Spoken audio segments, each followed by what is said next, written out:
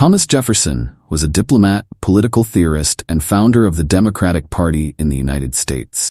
He is best known for serving as the third President of the United States and authoring the Declaration of Independence. Jefferson believed that those who labor on the earth are God's chosen people. His ideal society at the time was one where small farmers operated under minimal government control. He advocated for majority rule and a simple, cost-effective government. Due to his love for freedom, fought for freedom of speech, press, religion, and other civil liberties. He strongly supported adding the Bill of Rights to the U.S. Constitution. During his 2 presidential terms, the United States territory doubled with the purchase of the Louisiana Territory, and the nation remained neutral, while Napoleon's armies conquered much of Europe. In addition to his political achievements, Jefferson was a talented architect. He designed the Virginia state capitol, created plans for the University of Virginia, and sketched his home, Monticello. Thomas Jefferson was also a skilled violinist in chamber music ensembles, and due to his appreciation for the arts, he arranged for the renowned French sculptor Jean Houdon come to the United States to sculpt George Washington. Additionally, Thomas Jefferson served as the president of the American Philosophical Society, an organization that conducted numerous scientific and cultural research projects. His collection of 6,400 books was a significant part of the Library of Congress then. As an outstanding lawyer, Thomas Jefferson proposed many applicable laws and wrote works with the spirit of an open-minded, practical citizen oriented toward the public. Thanks to him, the decimal currency system is used in the United States today. Today, many benefits American citizens enjoy are mainly due to Thomas Jefferson's dedication to human rights. Thomas Jefferson envisioned a type of government that, 37 years later, Abraham Lincoln described in his Gettysburg Address as, "of the people, by the people, for the people." Thomas Jefferson's birth took place on April 13, 1743, at Shadwell, a red clay plantation in western Albemarle County, Virginia, near the site of his later home, Monticello. His father, Peter Jefferson, was a surveyor of Welsh descent, and his mother, Jane Randolph, came from an old and prominent Virginia family. Thomas was the third of 10 children, 4 boys and 6 girls. Most of his siblings died in infancy. Jefferson spent 7 of his first 9 years at Tuckahoe, a Randolph plantation on the James River near Richmond, Virginia. At age 9, the Jefferson family returned to Shadwell, where Thomas received instruction in reading and writing at a local school and from his father. Peter Jefferson taught his son to fish, hunt wild turkeys and deer along the Rivanna River, and ride horses. Thomas also learned to play the violin and developed a lifelong love of music. When Thomas was 14, his father died. As the eldest son, Thomas became the head of the household. He inherited over 1,000 acres of land and more than 20 enslaved people, with the estate managed by an overseer named John Harvey. Thomas Jefferson began his education at age 5, and by the time he was 9, he lived as a boarder at a school run by Reverend William Douglas, a clergyman of Welsh descent. Thomas fondly remembered Reverend Douglas's delicious fruit pies, excellent lectures, except those on classical literature. In addition to regular subjects, Thomas studied Latin, Greek, and French. After his father's death, Thomas attended Reverend James Morey's school near Charlottesville, a clergyman of the Church of England and a scholar. He was taught about humanity and faith in a higher power, although he did not fully trust any religious organization.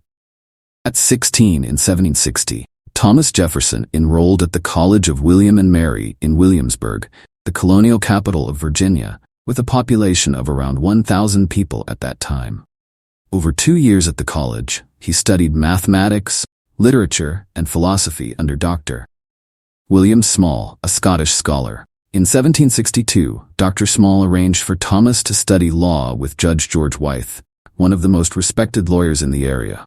Judge Wythe had a significant influence on Thomas Jefferson and later became one of the signatories of the Declaration of Independence.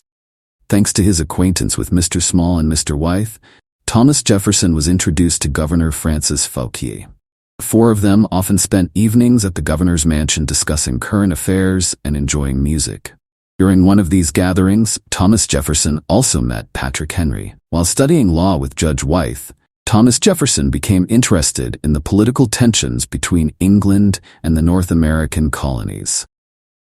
The conflict known as the 7 Years' War, 1756 to 1763, also referred to as the French and Indian War, removed the French from India and North America, allowing the British to establish dominance in the Western Hemisphere and on the seas. He has led to increased trade opportunities for Britain across many territories. 1760, King George III ascended the throne, but his ineffectiveness sparked unrest in the North American colonies. In North America, business people were often smuggled with enemies, and continental congresses did not provide workforce and supplies to the British government. Country's debt increased due to the management of new territories. To raise money, the British Parliament passed the Stamp Act in 1765 to increase profits for Britain. When this act was announced, Thomas Jefferson heard Patrick Henry use eloquent words, criticizing injustice and arguing that the British Parliament had no right to tax the North American colonies. Later, Thomas recounted, "To me, Mr. Henry spoke as Homer wrote poetry." In 1767, Thomas Jefferson was admitted to the bar and successfully began practicing law. He split his time between Williamsburg and Shadwell. In the latter location, he designed and oversaw the construction of Monticello on a nearby hill. Thomas Jefferson married widow Martha Wales Skelton in 1772. She was the daughter of John Wales, a prominent lawyer near Williamsburg. According to accounts, it was through music that Thomas won Martha's affection, as another suitor pursuing her had to give up when he saw them playing the violin and harpsichord together. The Jefferson family settled in Monticello, although the large house needed to be completed. They had 1 son and 5 daughters, but only 2 daughters. Martha, 1772 to 1836, and Mary, 1778 to 1804, survived to adulthood. Martha Jefferson passed away in 1782 after 10 years of marriage. Thomas Jefferson did not remarry and focused on caring for his 2 daughters. You are watching a video on the channel Biography Journey. If you like this video, please give us a like and subscribe to the channel so we can reach 100,000 subscribers soon. Thank you very much. In May 1769, Thomas Jefferson was chosen to be a member of the Virginia House of Burgesses, and he worked there until 1775. Although not a great orator, Jefferson proved to be a skilled legislator with a talent for using simple English language that even experienced lawmakers had to acknowledge. At a young age, Thomas Jefferson inherited land from his father in the Piedmont mountainous region of Virginia. This allowed him to frequently interact with the Tidewater gentry and be accepted into this class. However, Jefferson's political beliefs leaned towards the German, Scottish, and Welsh immigrants who were pioneering small farms on the frontier lands. When elected to the Virginia House of Burgesses, Jefferson worked alongside political figures like Patrick Henry, Richard Henry Lee, and Francis Lightfoot Lee, who often debated with the Tidewater elite on issues concerning England and the North American colonies. In the years prior, opposition to the Stamp Act in the colonies had left financial issues unresolved in England. Therefore, the Townshend Act was passed in 1767, prompted by Treasury Secretary Charles Townshend. This act imposed taxes on goods such as tea, paper, glass, lead, and paint that North American colonists had to import from England. To discuss resistance against the Townshend Act, patriotic individuals in Virginia often gathered at the Apollo Room of the renowned Raleigh Tavern in Williamsburg. They opposed the act above and advocated for not importing goods from England. In 1774, tensions with England escalated once again. Thomas Jefferson led the organization against imports, calling for all colonies to come together and express their reactions. He was chosen as a delegate for Albemarle County at the First Virginia Convention. From this convention, delegates from Virginia were elected to attend the First Continental Congress. Due to illness preventing his attendance, Thomas Jefferson sent written statements to Congress outlining his views on the crisis. Thomas Jefferson argued that the British Parliament did not have the right to control the North American colonies. He compared the first English settlers in America to the early Saxons who came to England hundreds of years before, originating from what is now Germany. Therefore, the initial settlers in America used their natural rights to migrate. Jefferson believed the colonies could be loyal to the King of England because they had the freedom to choose that loyalty. At that time, most residents of Virginia considered Jefferson's views extreme. In 1774, a thought-provoking pamphlet titled A Summary View of the Rights of British America was published, presenting captivating views continued to resonate. In the spring of 1775, Thomas Jefferson attended the Second Virginia Convention. He was chosen as one of the delegates to go to Philadelphia for the Continental Congress. The Virginia Assembly asked Jefferson to respond to a peace proposal from Lord North, the Prime Minister of England at that time. Prime Minister North proposed that the British Parliament would not tax the settlers in North America if they agreed to tax themselves. Although Jefferson's response was more moderate than his later work, Summary View, he rejected the Prime Minister's proposal. He emphasized the need for self-government in North America for the colonists, not the British. Subsequently, the Continental Congress approved Jefferson's letter to Prime Minister North. Author of the Declaration of Independence and Virginia lawmaker Thomas Jefferson was a prominent figure in the Continental Congress. After the Revolutionary War broke out, he was asked to draft the Declaration of the Causes and Necessity of Taking Up Arms. The Congress thought his draft was too firm, so they had a more moderate figure, John Dickinson, write a revised version, which still included many of Jefferson's ideas. In the spring of 1776, the delegates at the Continental Congress leaned towards independence for the North American colonies. On June 7th, Richard Henry Lee of Virginia proposed a famous resolution stating that these united colonies are, and of right ought to be, free and independent states. This led to the appointment of a committee, including Thomas Jefferson, to draft the Declaration of Independence. Jefferson wrote the draft with minimal changes agreed upon by the committee. On July 2nd, the Continental Congress began debating, and the Declaration of Independence was approved on July 4th, 1776. The Declaration of Independence is Thomas Jefferson's most famous work. It showcases his powerful writing skills and legal arguments in support of the American Revolution. The document affirms belief in the natural rights of all people, ideas that were not entirely new, but presented by Jefferson in a compelling and committed manner to gain consensus. It also reflects the American people's spirit of independence. In September 1776, Jefferson left the Continental Congress and later served in the Virginia House of Delegates. He admitted he was unfit for military service in the Revolutionary War but could be a helpful lawmaker. 5 days into his legislative role, Jefferson initiated a major reform program, starting with land distribution. In Virginia, some rich folks were hogging enslaved people and controlling large areas of land, making land distribution unfair. The local colonial government restricted voting rights and limited educational opportunities. Thomas Jefferson was elected to the Board of Revisers. In 2 years, he drafted laws aiming to get rid of old and future aristocratic structures, laying the foundation for a government by the people. The aristocracy based on wealth and family slowly gave way to a talented and virtuous elite due to Jefferson's laws. 1. The bill abolishing entails. 2. The bill abolishing primogeniture. 3. The statute for religious freedom ensured intellectual freedom and separation of church and state, ending privileges of the Anglican Church, stopping government salaries for clergy, and no more taxes to support the church. 4. The bill for general education allowed everyone, regardless of wealth or race, to have free education. Though not immediately passed, this education law set the groundwork for public schools and libraries in the U.S. In the past decades, only landowners had the right to vote. Thanks to laws proposed by Mr. Jefferson, large land areas were divided into smaller ones, allowing more people to own land and increasing the number of voters. Mr. Thomas Jefferson also introduced laws that allowed immigrants to obtain American citizenship after living in Virginia for 2 years. Besides revising Virginia's legal system and land laws, he also amended the criminal law code. He had plans to end slavery but didn't push it firmly, thinking the people in the colony weren't ready for such reform. However, he believed that the slavery system was morally wrong and couldn't exist permanently in North America. In 1779 and 1780, The Virginia House of Delegates elected Thomas Jefferson as governor of the state twice, each term lasting 1 year. During his tenure, Virginia suffered significant consequences from the Revolutionary War.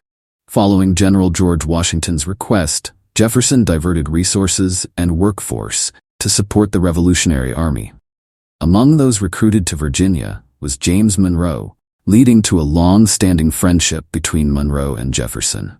In 1781, British forces occupied Virginia, and Jefferson himself narrowly escaped capture on June 4th when General Banastre Tarleton's troops swept through Monticello. Jefferson's governorship ended on June 2nd. He faced criticism for failing to resist the British Army, tarnishing his reputation for years. However, a later investigation cleared him of any wrongdoing. Thomas Nelson Jr., prominent officer in the Virginia militia, replaced Jefferson as governor. Upon returning to Monticello, Thomas Jefferson was bitter and decided to retire from public office permanently. He began writing Notes on the State of Virginia in 1784, a book containing a wealth of information about Virginia and many of his beliefs and ideals.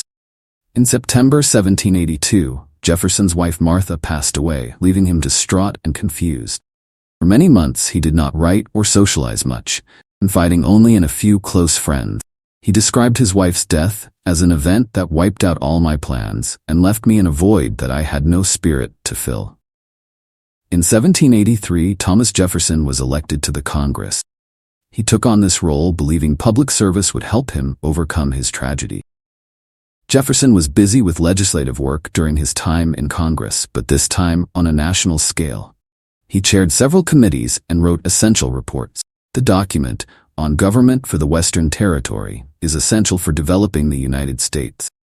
Many colonies competed for land west of the Appalachian Mountains during the Revolutionary War. Under the leadership of Thomas Jefferson, Virginia abandoned its claims in 1784, leading other states to follow suit and create the Northwest Territory. Subsequently, the government faced challenges in organizing and governing the new territory. At that time, the U.S. Congress appointed 2 committees to address these issues, with Jefferson chairing both. In 1784, Jefferson presented a draft on the administrative organization of the Western Territories, proposing to divide the region into new states, each to be admitted to the Union on an equal basis with the original 13 states. Regarding the establishment of the monetary unit, the document, Notes on the Establishment of the Money Unit, contributed to the acceptance of the current decimal system in the U.S., including coins like the penny, dime, and dollar. Jefferson's proposal did not include nickel or $2 coins. Furthermore, the land laws of 1784 and 1785 by Mr. Jefferson are also used as the foundation for later land policies in the United States. In May 1784, the United States Congress agreed to send Thomas Jefferson to France to join John Adams and Benjamin Franklin in negotiating trade agreement. The following year, when Franklin resigned as minister to France, Jefferson succeeded him. When asked if he had replaced Franklin, Jefferson replied, "No, I succeeded him because no one could replace Franklin." Jefferson closely followed the diplomatic path that Franklin had laid out with great respect. He remained in Europe until the fall of 1789 and skillfully executed diplomatic methods in times of peace. At this time, France is in turmoil due to the revolutionary movement. Reformers viewed Thomas Jefferson as a leading figure of freedom because of his political writings and legal improvements in Virginia.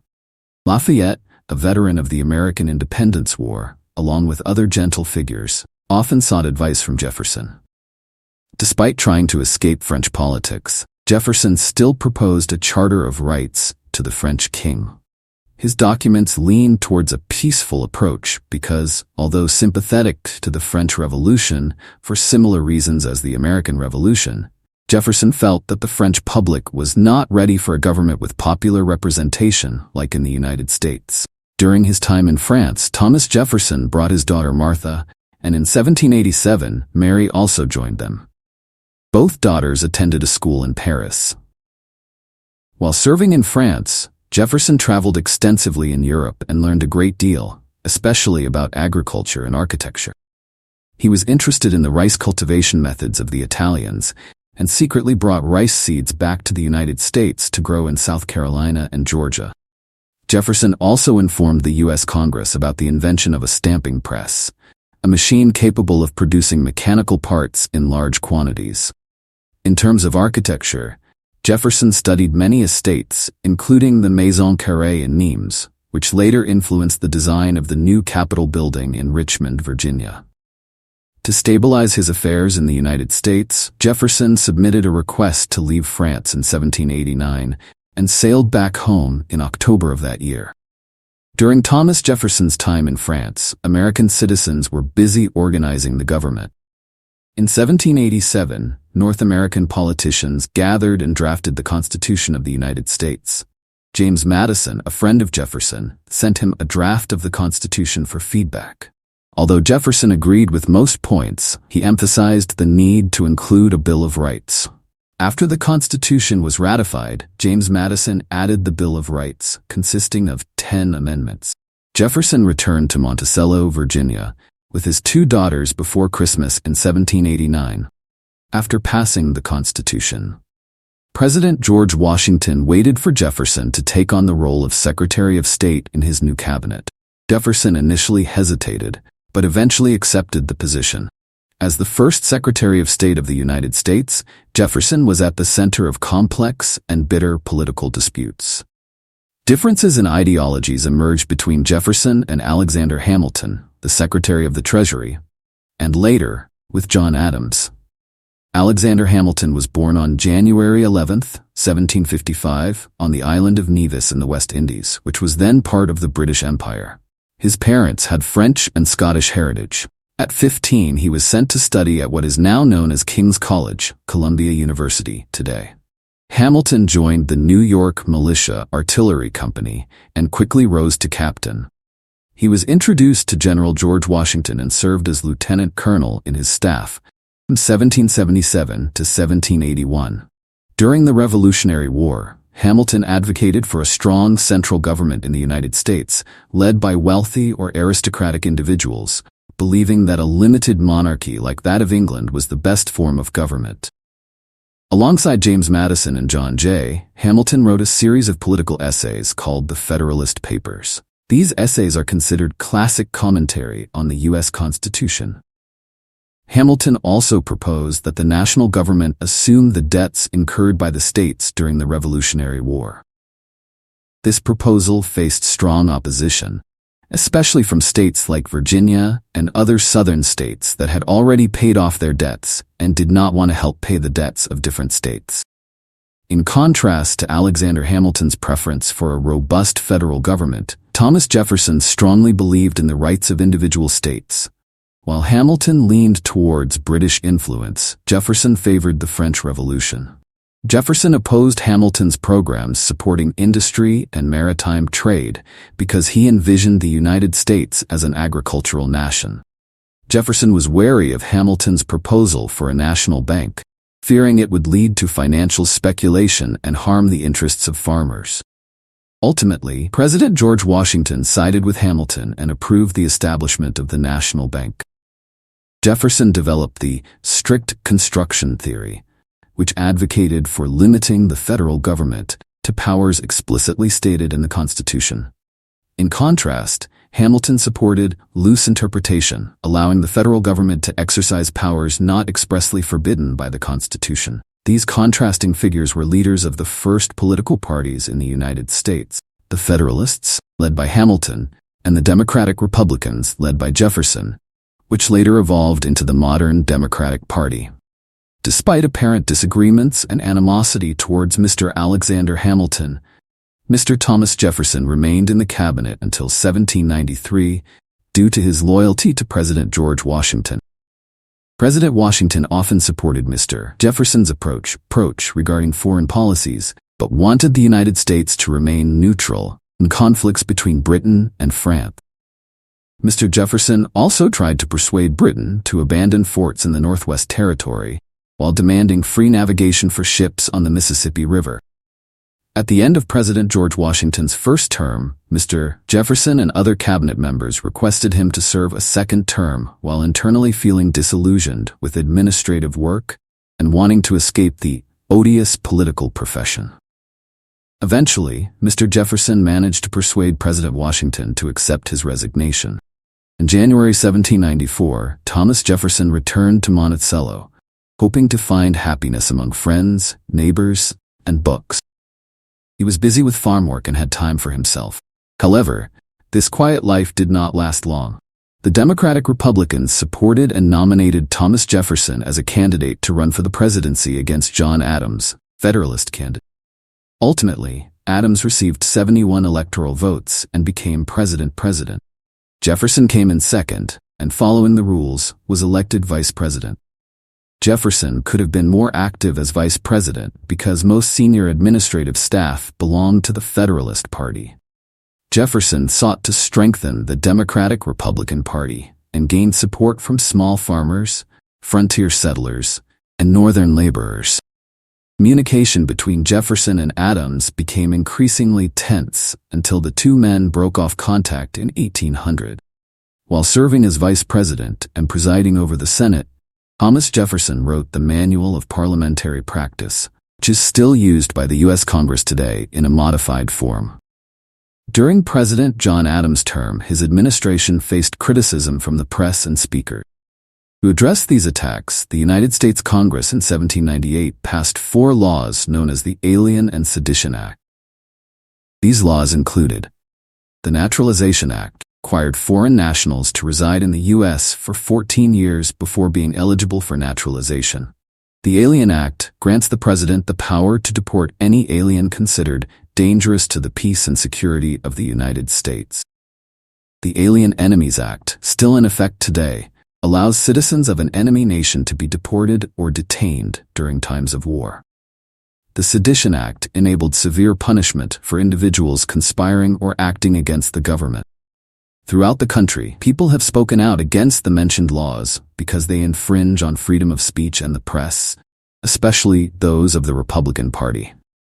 Thomas Jefferson led the opposition to these restrictions, with James Madison secretly assisting in drafting the resolutions of 1798 by the Virginia and Kentucky legislatures.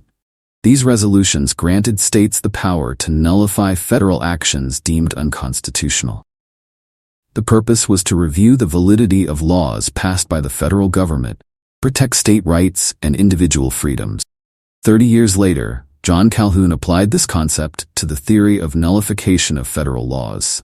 You are watching a video on the channel Biography Journey. If you like this video, please give us a like and subscribe to the channel so we can reach 100,000 subscribers soon. Thank you very much. In 1800, the Democratic-Republican Party nominated Thomas Jefferson for president and Senator Aaron Burr of New York for vice president. The Federalist Party renominated President John Adams and chose diplomat Charles C. Pinckney of South Carolina as their vice presidential candidate. The Federalists warned the American public that Jefferson was a radical, an anarchist, and an unbeliever. A minister from Connecticut even wrote suggesting that having an atheist like Jefferson lead the nation would not be by God's will. However, Federalist Party faced internal divisions. Alexander Hamilton clashed with Adams and published pamphlets criticizing him. Additionally, the influence of the Alien and Sedition Acts and anti-rebellion sentiment all worked in favor of the Democratic-Republican Party.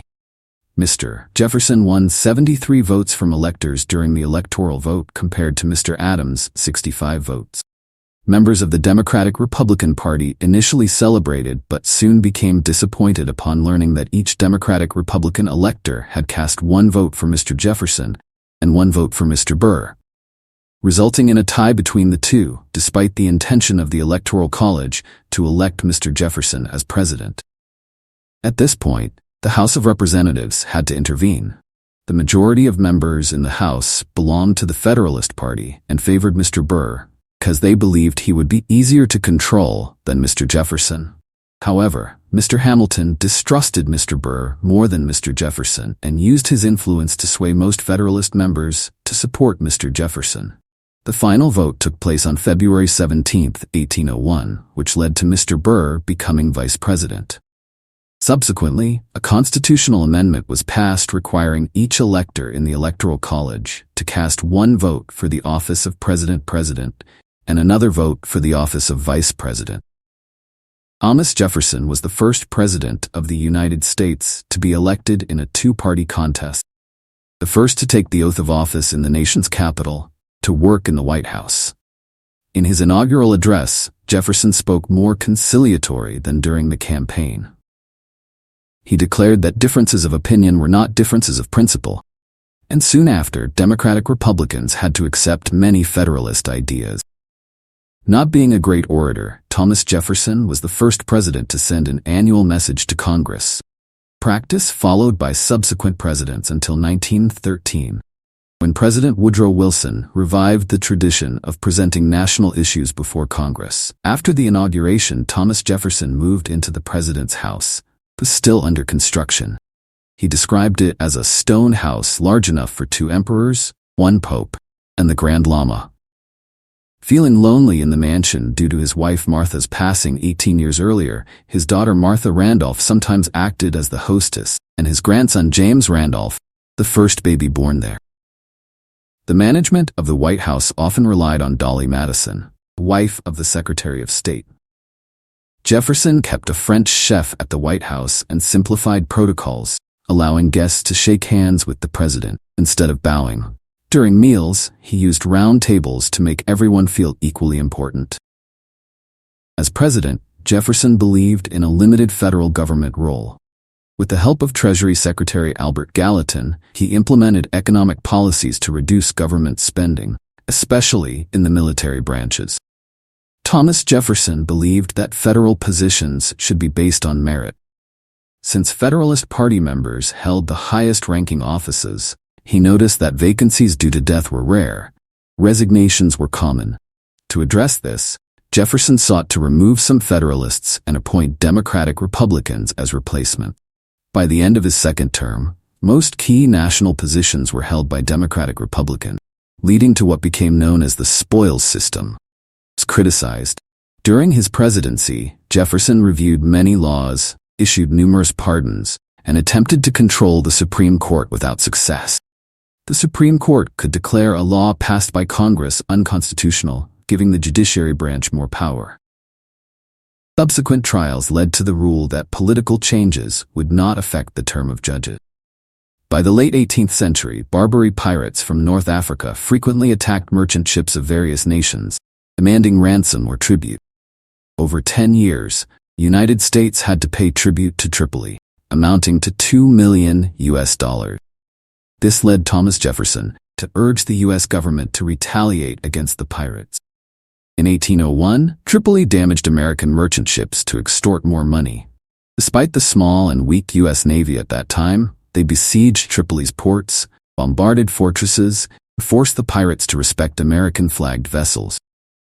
This was the first war of the United States against another nation, which did not yield specific victories at the time, but enhanced the reputation of the U.S. Navy. Since serving in Congress, Thomas Jefferson was keenly interested in the land west of the Mississippi River. In early 1803, President Jefferson secured $2,500 from Congress to explore the territory stretching from the Ohio lands to the Pacific coast. Mr. Jefferson selected his young secretary, Lieutenant Meriwether Lewis, to lead the exploration expedition. Lieutenant Lewis invited his friend and collaborator, Lieutenant William Clark, to join him. These 2 officers were familiar with Native American tribes and had extensive experience on the frontier. Before the expedition, there were rumors that King Napoleon of France had sold a vast territory known as the Louisiana Purchase to the United States. Therefore, this expedition would involve exploring the new American territory. The exploration plans were carefully researched. Lieutenant Lewis learned how to draw maps and determine longitude and latitude. The expedition would follow the Missouri River to its source, cross the Continental Divide, and then travel along the Columbia River to its mouth. In the winter of 1803–04, the expedition gathered in Illinois near St. Louis, consisting of 2 leaders, Lewis and Clark, 14 soldiers, 9 frontiersmen from Kentucky, 2 French boatmen, and an enslaved person named York. On May 14, 1804, the exploration expedition began following the Missouri River through Iowa to the Yellowstone area on April 26, 1805, and then to the Great Falls of the Missouri on June 13th. On July 25th, they reached Three Forks, where the three rivers converge, and named them Madison, Jefferson, and Gallatin. Following the largest river, the Jefferson, the expedition reached the land of the Shoshone Native Americans, crossed the high Bitterroot Mountains, and arrived at the Clearwater River. After 18 months of traversing mountains and rivers, on November 7, 1805, the expedition reached the mouth of the Columbia River on the Pacific coast. On August 12, 1806, the Lewis and Clark expedition returned, taking two different routes. Lieutenant Clark followed the Yellowstone and Missouri rivers. In contrast, Captain Lewis followed the Marias branch of the Missouri River, and they finally met in St. Louis on September 23, 1806. After a journey of 9,650 miles lasting 2 years, 4 months, and 9 days. Thanks to the Lewis and Clark expedition, settlers and fur traders followed the exploration route to head westward, leading to the United States claiming ownership of the Oregon Territory. During President Thomas Jefferson's term, population in the Northwest Territory proliferated. In 1803, Ohio became the 17th state in the Union.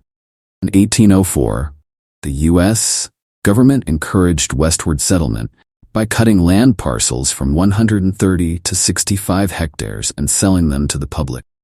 Anyone with $80 in cash could buy a frontier farm. President Thomas Jefferson's most outstanding achievement was the purchase of the Louisiana Territory.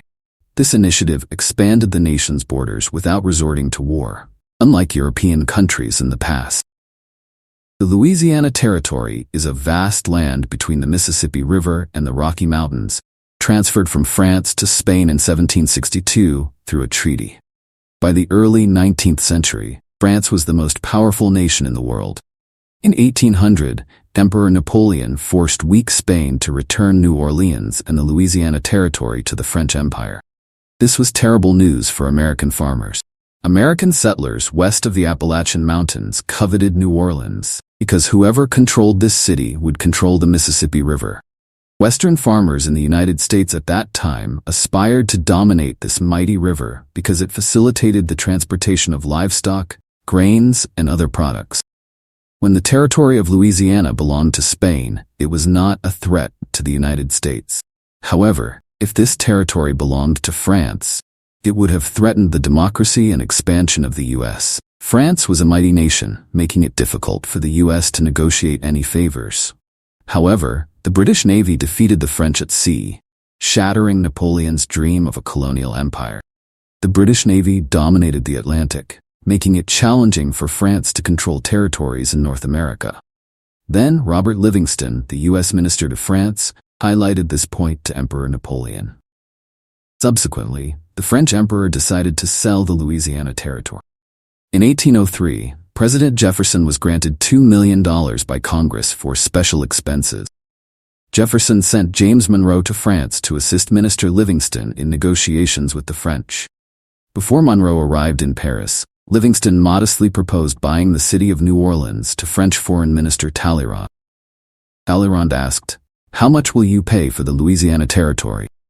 This took Livingston by surprise. James Monroe was sent to France by the president with the authority to purchase New Orleans and Florida for an amount not exceeding $10 million. However, they were offered to buy all French territories for about $15 million.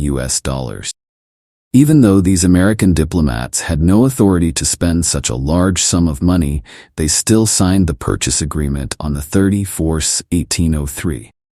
Purchased territory covered 2,292,139 square miles, nearly equal to the size of the United States at that time. Upon learning that the land purchase was completed, President Thomas Jefferson was astonished.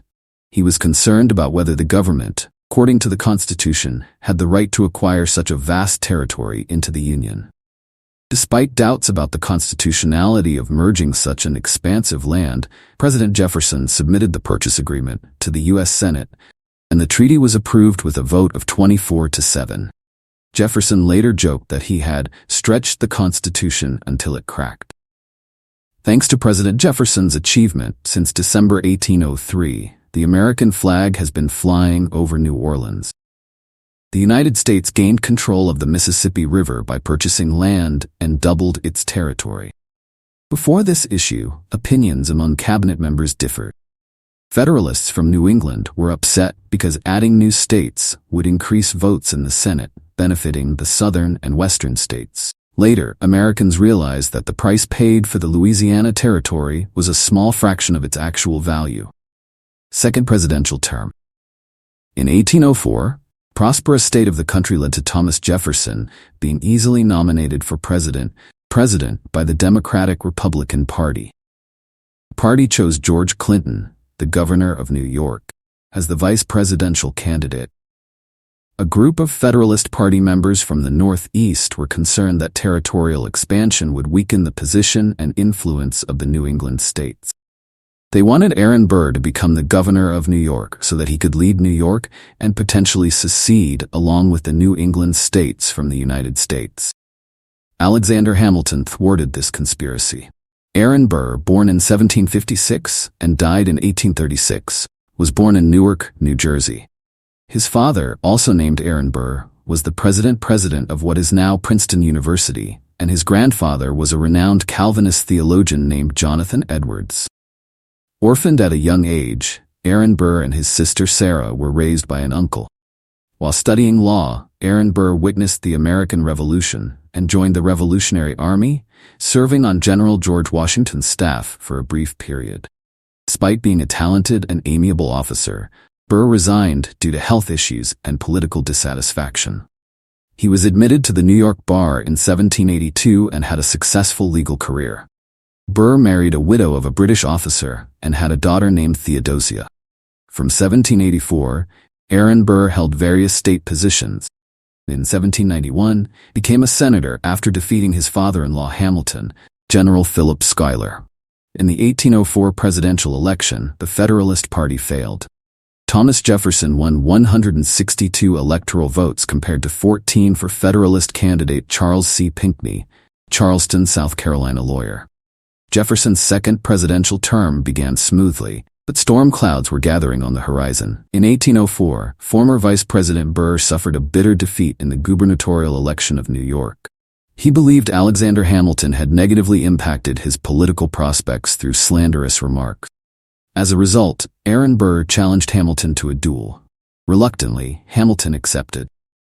Early on July 11, 1804, at Weehawken on the Hudson River in New Jersey, the two politicians, Hamilton and Burr, faced each other with pistols.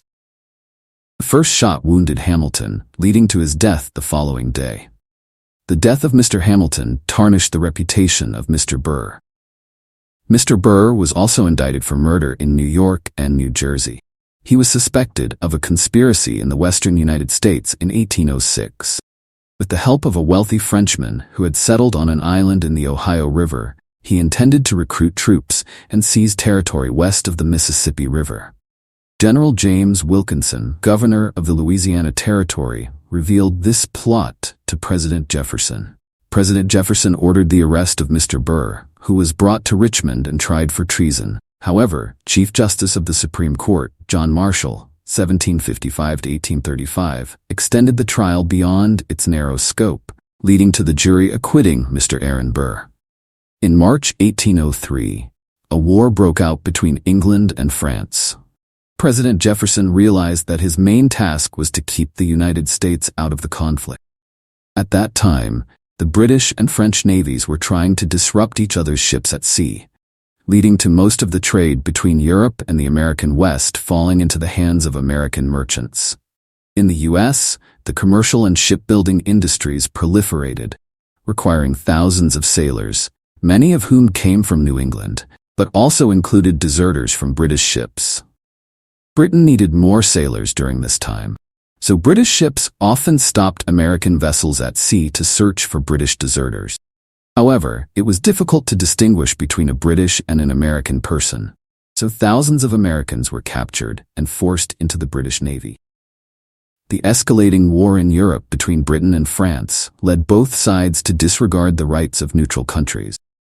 Through the Berlin and Milan decrees in 1806 and 1807, Napoleon declared that France would seize all ships heading to or from British ports. while the British government ordered the blockade of French ports and those of countries allied with France. In June 1807, the British warship Leopard intercepted the American ship Chesapeake, demanding to search for deserters. The American ship's captain refused to comply with the orders, leading to an attack by the British ship.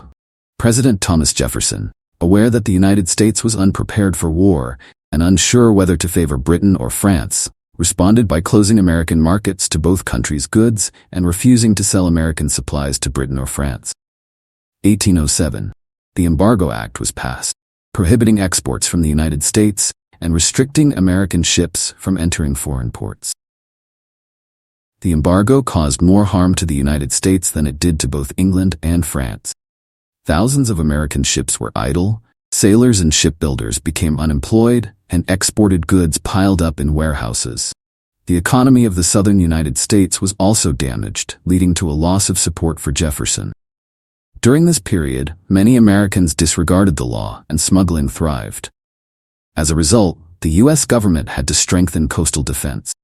President Thomas Jefferson increasingly leaned towards federal control, stating that the embargo was the most troublesome question we have to deal with. After 14 months, it was evident that the embargo had little impact on England and France. Public opposition made Congress reconsider the situation in March 1809. Passing the less restrictive Non-Intercourse Act. In 1808, many expected Jefferson to run for re-election, but he declined, following George Washington's example of stepping down after 2 terms. Jefferson hoped that James Madison would be the next president and that Madison would easily win the election. Thomas Jefferson stepped down from the presidency in 1809 at 65. He felt liberated to spend his time with friends, books, letters, and land, and pursue his scientific interests. He wrote, "No man has a right to be an amateur in physical training. It is a shame for a man to grow old without seeing the beauty and strength of which his body is capable." In the last 15 years of his life, Thomas Jefferson played a significant role in establishing the University of Virginia, UVA, in Charlottesville, which opened in 1825. You are watching a video on the channel Biography Journey. If you like this video, please give us a like and subscribe to the channel so we can reach 100,000 subscribers soon. Thank you very much. Thomas Jefferson made substantial contributions to the principles of American democracy. Alongside President George Washington, Jefferson was one of the significant figures of the North American Revolution, whose reputation resonated worldwide. He advocated for human rights, freedom of speech, religion, and the press.